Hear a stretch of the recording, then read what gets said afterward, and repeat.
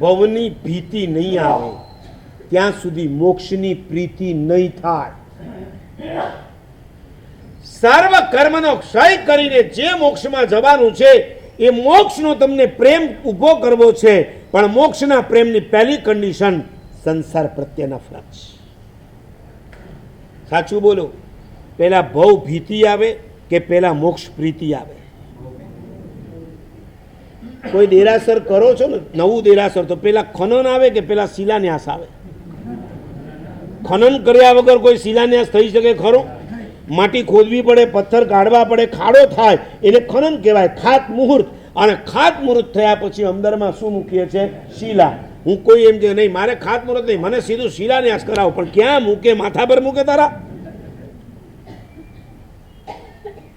શિલાનો ન્યાસ કરતા પહેલા અંદરની માટી બહાર કાઢવી જ પડે. મોક્ષની પ્રીતિ, મોક્ષની શિલાન્યાસ કરતા પહેલા ભવની જે માટી છે ને, આ સંસારની, સંસારના પથરાઓ છે ને, કાંકરાઓ છે ને, એ બધા કાઢી એક વેક્યુમ ઊભો કરવો પડે. ભય બિન પ્રીતિ નાખી. મીરાનું આ મજાનું પદ છે. જેને ભગવાન નથી મળ્યા, ધર્મ નથી મળ્યો, છતાં પણ એક કૃષ્ણની પાછળ પાગલ બનેલી મીરાના પદ વાંચો તો આપણને લાગે કે આદિ ધાર્મિકનો જીવડો લાગે છે. બહુ નજીકના સમયમાં એને કદાચ જીન શાસન મળી જશે, કારણ કે એનો વૈરાગ્ય એવો છે. એણે એક પદમાં લખ્યું, ભય બિન પ્રીતિ નાહી. જ્યાં સુધી ભય ઊભો ન થાય ત્યાં સુધી પ્રેમ આવતો જ નથી.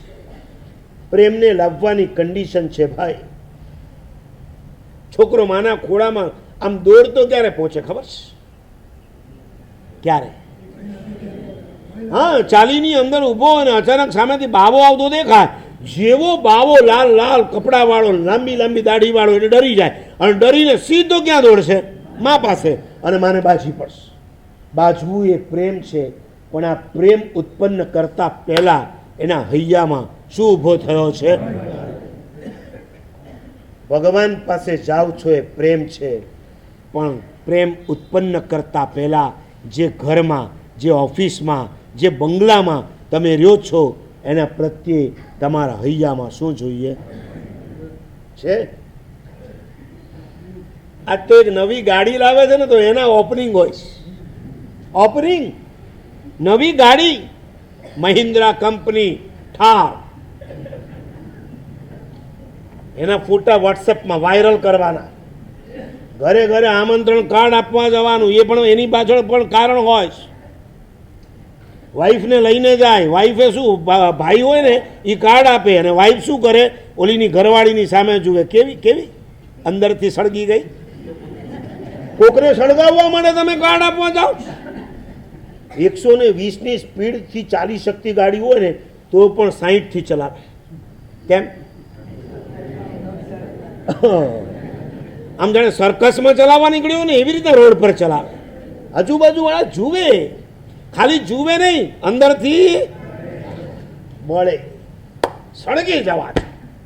બંગલો એવો હોવો જોઈએ કોઈનો ન હોય, ગાડી એવી હોવી જોઈએ કોઈની ન હોય, કપડાં એવા હોવા જોઈએ કોઈના ન હોય, દાગીના એવા હોવા જોઈએ કોઈના ન હોય.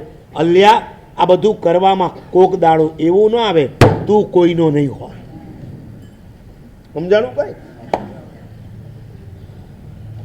આખા ગામ સાથે વેરઝેર ઉભા કરીને તમે કોની સાથે સંબંધ બાંધવા માંગો છો? તમને મળેલી સંપત્તિ તમારા સંબંધને વધારનારી હોવી જોઈએ કે તમારા સંબંધને તોડનારી? તમને મળેલી જેટલી પણ એસેસરી છે, જેટલી પણ સગવડો છે, એ કોકની સાથે સંબંધો તોડી નાખનારી બનતી હોય તો સમજી રાખજો, તમે માત્ર બીજાને દજાડવા માટે જ આ બધું કરી રહ્યા છો. પહેલાં તો હું એમ કહેતો હતો, અઠવાડિયા પહેલાં તમે બીજાને દેખાડવા માટે કરો છો, પણ તમે એટલા ઉસ્તાદ છો, તમને ખબર છે છતાં તમે મારી આગળ ક્લિયર નથી કરતા. પણ જેમ જેમ તમારી નજીક આવું છું તેમ ખબર પડે છે તમે બીજાને દેખાડવા માટે નહીં, બીજાને દજાડવા માટે કરો.